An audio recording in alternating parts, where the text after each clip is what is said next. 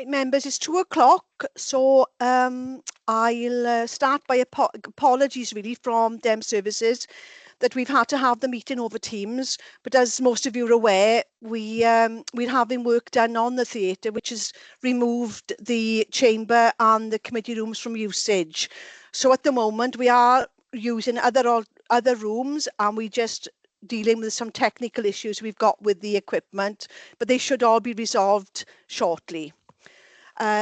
Firstly, good afternoon and welcome to the Margam Crematorium Joint Committee on the 10th of June. If I can just go to the first item, appointment of chair for 25-26. Could I have a proposer for chair, please? I nominate Councillor Latham. Can I have a seconder, please? Happy to second. Thank you, Councillor Carpenter. Any abstentions? I can't see any. If you do not indicate to the contrary, I shall assume you're in favour of Councillor Latham being appointed as chair. I can see no abstentions, so thank you. I will now hand over to the chair, Councillor Latham. Thank you, Jane, and can I thank colleagues again for allowing me. It's a privilege and an honour to chair this committee, and thank you all for giving me the opportunity to do it once again. So just to reiterate what Jane said, welcome to this afternoon's meeting of the Margam Crematorium Committee. Just to make you all aware that today's meeting is being recorded. I'm sure I don't need to remind colleagues of the protocol that we got to go through regarding phones and hands up to if they want to speak or whatever. We're all used to that now. Could I just ask, the supplement pack was published yesterday, which is replacing items 6 and 7. Have all members received the supplement pack and had a chance to go through it? Yeah. Okay. Thank you very much. Okay. Agenda item 3 then, appointment of vice chair for the civic year 25-26. I would like to propose Councillor Paul Davis from Bridgend County Council. Do we have a seconder, please? Thank you, Rob. If you don't indicate on the contrary by raising your hand, I will assume that everyone's in favour of the recommendations. Can't see any contrary indications, Chair, so that item's been approved. Okay, thank you, Jane. Can I just ask, Chair, declarations of interest? I don't think we've done those, have we? Apologies. Anybody, any declarations of interest? I can see none, Chair. Okay, thank you, Jane. Thank you. Okay, moving on then to agenda item 4. Minutes of the previous meeting was held on the 15th of April 2025. They're on pages 3 and 4 of your pack, and they're here for approval. I'll just go through them for a true record. So on pages 3 there, we have members present, items 1, 2, 3, and 4. And then that went over leaf to item 5, which then came to the end of the meeting. Are we all happy with those minutes? No indications to the contrary, Chair. That's been approved. Okay, thank you, Jane. Agenda item 5 then, the outturn report and the annual return for year 2024-25. Again, the report is on pages 5 to 20. Karina, do you want to take us through it, please? Yes, no problem. Thanks, Chair. Yeah. Apologies again, my camera's not working. The purpose of this report is to provide details of the outturn report and annual return for 24-25. The report provides details of the variances in income and expenditure since this committee approved the revised budget in January 2025. Members will note that there were 1,421 paid services in 24-25. This is 79 services less than we budgeted for in January, and this included 128 cremation-only services. The actual position shows that the net amount available to transfer to the reserves was £68,084 less than anticipated revised budget. This was made up from an increase in expenditure of £27,793 and a decrease in income of £40,291. Full details of the variances to the revised budget are included in Appendix 1, but I'll briefly talk through some of the main points. Salaries and wages, there was an overspend of 25,308. This was due to staffing changes within the crematorium, which were agreed by the committee after the revised budget was set. Building repairs and maintenance, there was an increase of £7,710. This was due to an increase in the anticipated demand for maintenance work. The IT equipment and website revised budget was increased to allow for the installation of an online booking system. This work will now be undertaken in the 25-26 financial year, resulting in an underspend of £6,491. The capital work schedule is included at the bottom of page 6. There was an overspend of £5,074 in the 24-25 financial year. There was a decrease in cremation fee income of £60,376. This was due to the reduction in cremations carried out during the financial year. Memorial income, there was an increase of £14,242 compared to the revised budget. So contributions to reserves were £68,084 less than anticipated, resulting in the following closing reserve balances as at the 31st of March 2025. General reserve balance, £994,732. Cremator renewal reserve balance, £1 million. Memorial bulb reserve balance, £6,034. Palm Sunday reserve balance, £4,375. These are evidenced in the table at the top of page 8. Appendix 1 on pages 11 to 13 shows the income and expenditure accounts, including the dividend payments to Neath, Talbot and Bridgend councils. Appendix 2 on page 14 shows the balance sheet breakdown, and then Appendix 3 on pages 15 to 20 shows the draft annual return, which was signed by Hugh as the Treasurer on the 20th of May 2025. So I think that's it from me. I'm happy to take any questions. Okay, thanks, Karina. Any questions or comments from anybody at all? No, I don't see no hands. Just sort of one for me, Karina. Is it a worrying trend that we got less services this year, and the fact that there's more cremation-only services now taking place than there has been previously?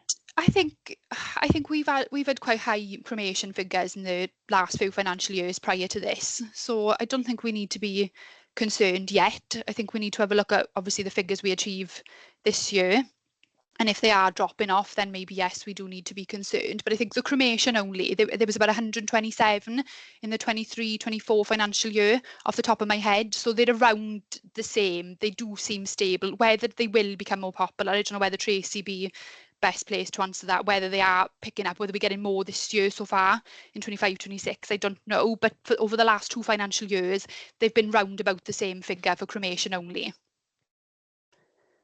Okay, and I suppose the flip side of that then is that we put in less money into we're not actually losing money, we just put in less money into the reserve, but the main reserve, the most important reserve as far as I'm concerned, is a cremator reserve, and we've reached that £1 million anyway, haven't we? So that's there.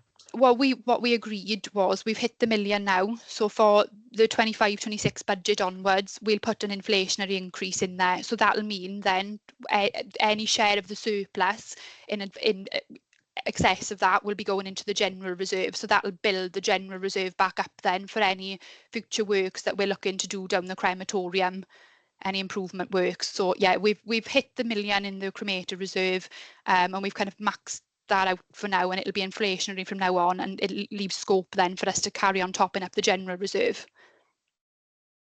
Okay, that's great. Tracy, while you're on, is there a trend where we're doing more of these direct cremations or cremations only? Definitely, we're definitely doing a lot more, Ted, and also Llanelli have increased their prices on a direct cremation, and a lot more funeral directors are coming to us. So we've more or less got direct funerals going on daily now, so it's picking up again. Do we know what the difference in cost is? Is there something we need to look at? I haven't got the figures at the moment, Ted, but yeah, it's I know, speaking to other funeral directors, they've said the same. They can see the difference in the costings between direct cremations and what the normal full packages that they see, and it is affecting them as well. Okay, perhaps it's something we need to keep an eye on and have a look Yeah. when we look at fees and charges for next year. Okay. Okay. Any other comments or questions then? Wayne? Thank you, Chair. Just sort of question, probably either to Stefan or to Tracy. We are still operating on the same time schedule, are we, at Margam? Yeah, same one, Wayne, yes. Okay, I tell you why I ask. I've taken funerals over the years at Clwyd, and they have now gone to an hourly system. I think there was congestion problems, which gave the staff a lot of headaches. So they now go to every hour, which at the end of the day is going to reduce the number of funerals you can take in a day. I was just wondering whether or not that has ever been a consideration. I hope it hasn't, because it will affect income, definitely. I think, Trace, am I right in saying that was revised a couple of years ago, wasn't it? Because we used to be on half hours, was it? To 45 now? So yeah, it used to be half-hourly services, and then when we had COVID, we had to give the extra time to allow us time to clean the chapel. What happened then, basically, we could see that there wasn't the congestion on the drive that there used to be on the half-hourly services, and it just eased things, to be honest with you. Obviously, there is a slight drop then in cremations, but I think it's going well. Yeah, what I would say, yeah, and I think what I would say, Wayne, is that we, what we currently got in place does suffice, so we're not looking to kind of make any alterations to that at this current time. No, that's good. That's good. Thank you. It's just that I was comparing the two, pretty sure that you were still on your usual time schedule, but Clwyd, they're obviously going to be reducing the number of funerals they can take a day, because every slot now is an hour, right, irrespective whether they've booked a single or a double. Okay, that's fine. Thank you. Okay. Okay, thanks, Wayne. Anybody else? No, I don't see any indications. So can I refer everybody to the recommendations on page 9? I'm happy to propose. Can I have a second, please? Thank you. Okay, are we all happy?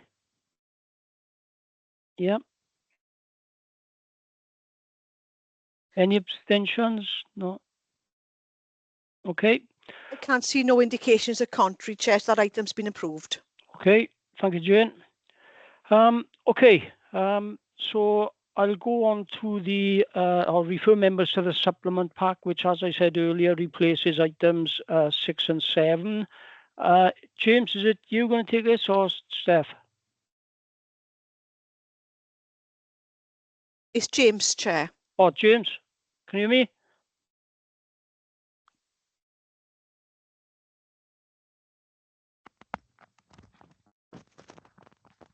Can you hear me now? Yes. Yeah. I've lost battery. Apologies. Right, thank you, Chair. Yeah, I'll take this item. So just to give you a brief bit of background on this report. First of all, apologies for coming through so late. It was sort of in the last few weeks, it was one that we discussed. I think Stefan included on the agenda, and then we thought, oh, actually, we need to formalise what we are saying here and what we're asking the committee to do. So what we've done is, as an officer team, we've reviewed the regulations that we've got in place and the terms and conditions associated with the floral tributes, and we've then presented them in this report and made recommendations to make some amendments to them, and that's following a couple of challenges and complaints that we've had over the past sort of 6 months. Not many, but just a couple of queries in terms of why can't we lay artificial flowers within the grounds, and then also more recently, why can't we put artificial flowers in the Vase Block memorial curbs. So the report just sets out what was allowed, why obviously we've brought it forward, as I just explained, and then making some recommendations to change those regulations and to change the terms and conditions to fundamentally basically allow nothing to be laid on the grounds in terms of the lawns other than freshly cut flowers. for operational reasons associated with obviously the maintenance, the grounds maintenance activities. No artificial flowers to be left to be placed either in the chapels, and the main reason for that is obviously there's a payment associated with placing flowers there, and then staff obviously dispose of them, freshly cut flowers, when they're not fresh any longer. Now, if we were to introduce putting artificial flowers in the chapels, then that would be something we'd have to consider as a committee and how we deal with that. And then finally, then to actually change the regulations and to change the terms and conditions of the vase block memorial curbs to allow the placement of artificial flowers within the curbstone areas, because they have no impact in terms of any operational maintenance activities whatsoever. And when the team considered it and had a few conversations and engagement around it, we thought that was actually a sensible way forward. So I suppose the recommendations are there.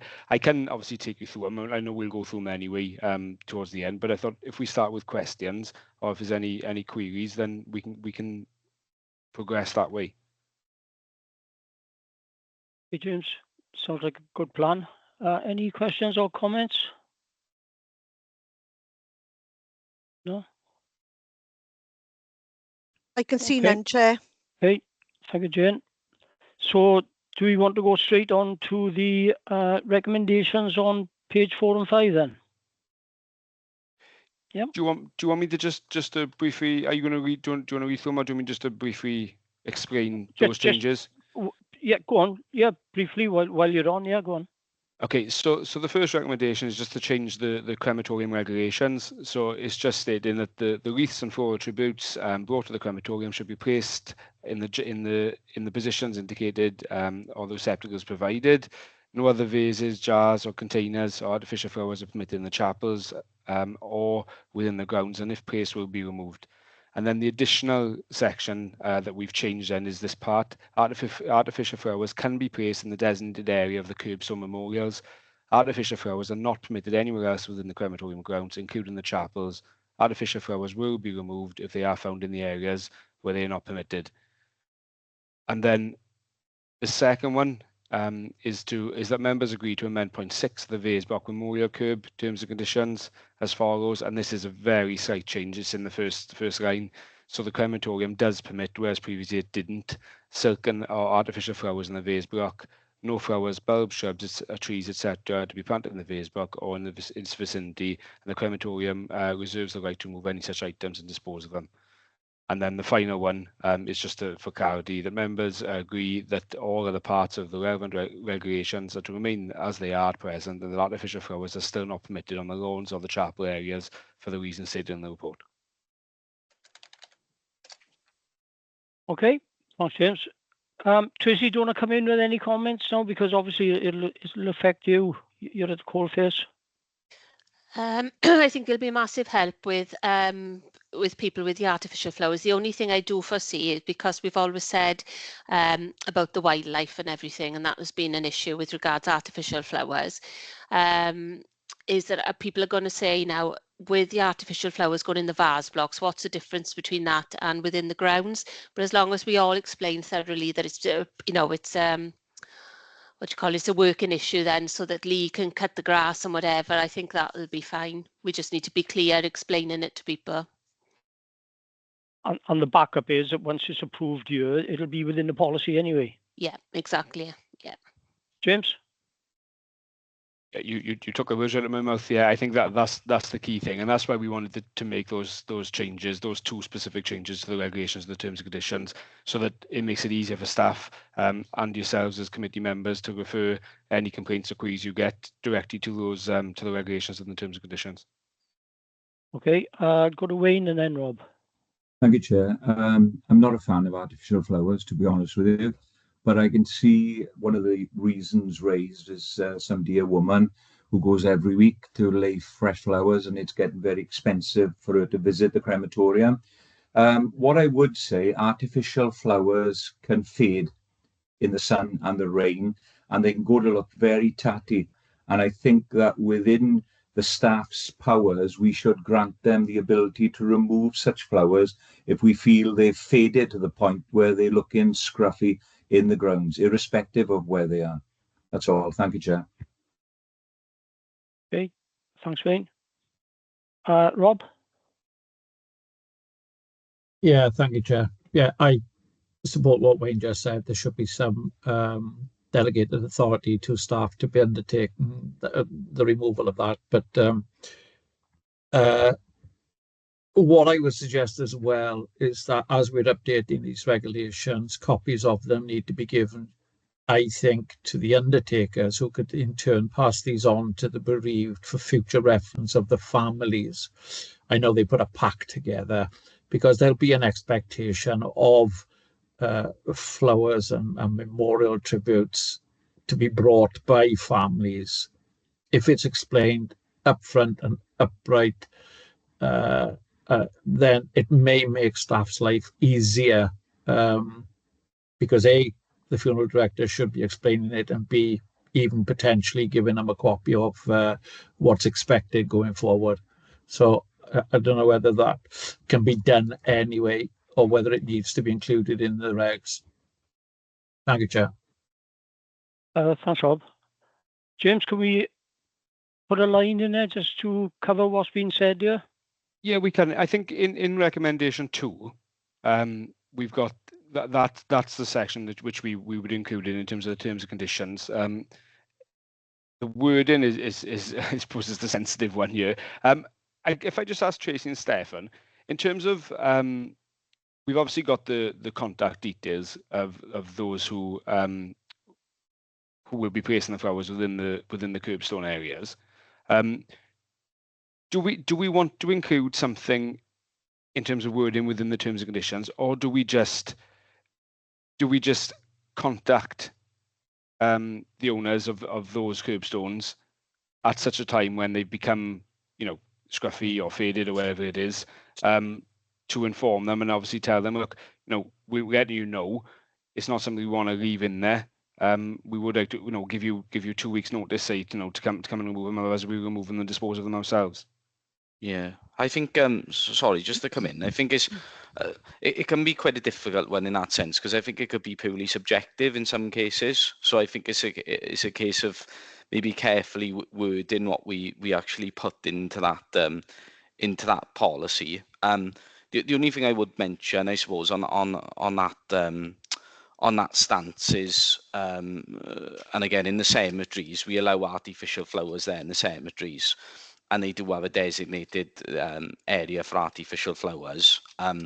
We don't pose that in our cemeteries section, so I'm just wondering whether there'll be, because we don't pose that in our cemetery section, whether there will be further questions on why we are removing them at said time, really, in the crematorium.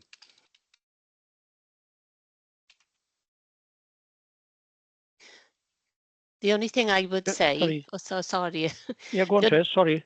The only thing I would say is, would it be possible, with going back to the point that Rob made about putting like an information pack together to give to the funeral directors, about including it in the preliminary form that the family sign initially when they sign in paperwork for the funeral to take place, and have the funeral directors to highlight it and then sign within the terms and conditions?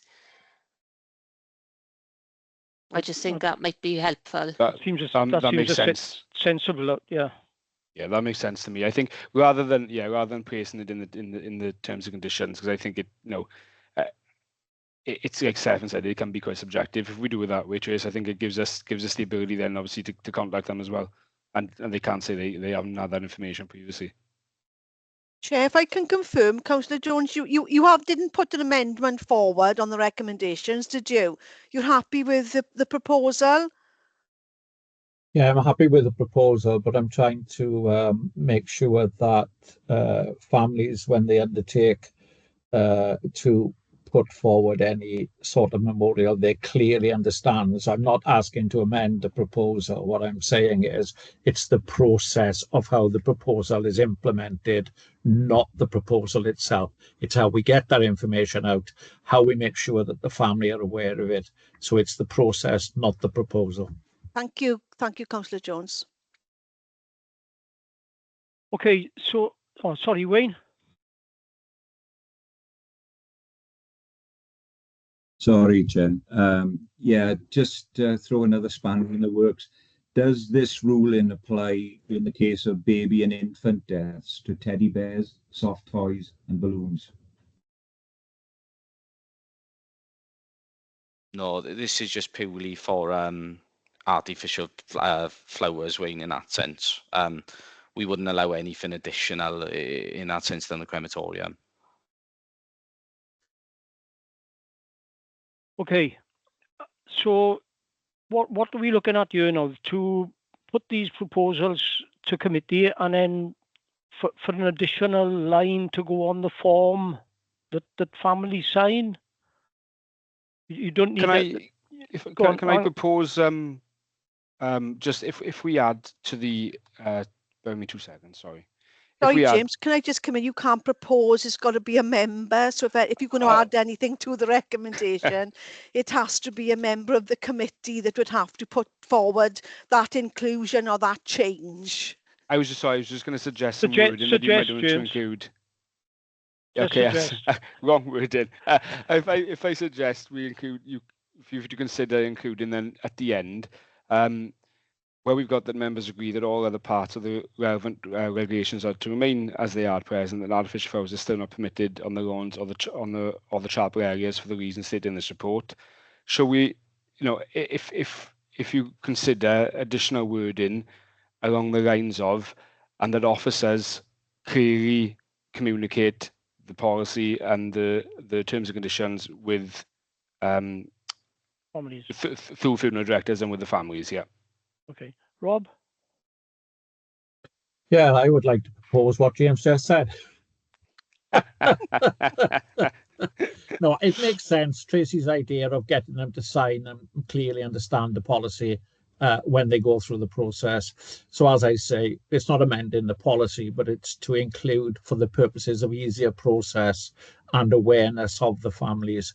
So I would propose what James has just said. Don't ask me to repeat it. It's recorded, so you can pick up the recommendation from there. Right, okay. Can we second it, Chair, and vote on that then? Who's chairing this meeting, Jane?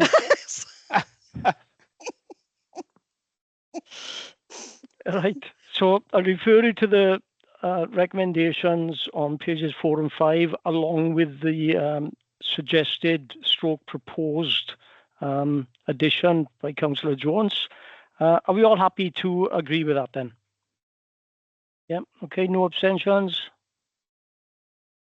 That's been approved, Chair. Okay, brilliant. That takes us on to urgent items. Hugh, you indicated you wanted to fetch an item. Thanks, Chair. Not an urgent item as such, but an AOB. I just wanted to make colleagues aware at the earliest juncture that Karina's had some lovely news that she's going to become a mum. So she will be departing the organisation in the autumn to start a maternity leave, and giving me a headache in terms of how I provide continuity of service to the committee. But I just wanted to make colleagues aware, and it's probably a good thing her camera's broken, so she's probably gone all red now, but just wanted to make aware, Chair. Thank you. I got a note in front of me here where I was going to wish Tammy Davis a happy birthday, but she's not here, and I was going to wish Karina all the best on behalf of the committee on her maternity leave. But you've already done it. No, that's fine. Hey, you probably said it better than what I would anyway. Well, thank you. Sorry about Rob? that. Yeah, can I just make 2 points as we're on an extended AOB? One, people will do anything to come away from this crematorium for a break. So I think this is a feeble excuse, I got to be honest. And two, perhaps we need to mention congratulations to James. He's taken the interim head of highways and engineering, but has volunteered to remain the clerk of the CREM committee during the next 12 months. So well done, James. Thank you. You're not getting rid of me that easy. No, we must be doing something right then. Okay, Karina, in all seriousness, you know I was gonna mention it. So on behalf of everybody, as you have just said, wish you all the best for your leave of absence, and I hope everything turns out very, very well for you. And we'll probably see you in time for the budget, is it? Oh, thank you. I don't know about that. I'll be here for October, and then you won't see me for a while. But I will get as much of the budget done as possible before I go off. I promise you that. Do your best, right? I'll get as much of it done as possible. I promise you. Okay, Rob. Yeah, I am aware, going back to the last subject that we were discussing and made the recommendations, I am aware of a complaint that came in from a member of the public to the crematorium office and to myself, which is one of the reasons why I asked for the artificial flowers policy to be looked at. Can I ask now, either James or Stefan, that respond to the complainant, Mr. James, in relation to his concern and adamancy of placing artificial flowers in a certain location, so he gets that response. Can I ask if I can be copied into that response, because I guarantee he'll come back on the phone to me. Thank you. Yeah, no problem, Rob. I'll sort that out with Tracy. We'll sort that out for you. Okay, excellent. Thank you very much. Right, I definitely haven't got any other business or any more urgent items. So on that note, I'll close the meeting. Thank you all for attending, and wish you all a very, very good rest of the day. Thanks, everybody. Thank you. Thanks. Thank you. Bye. Thank you.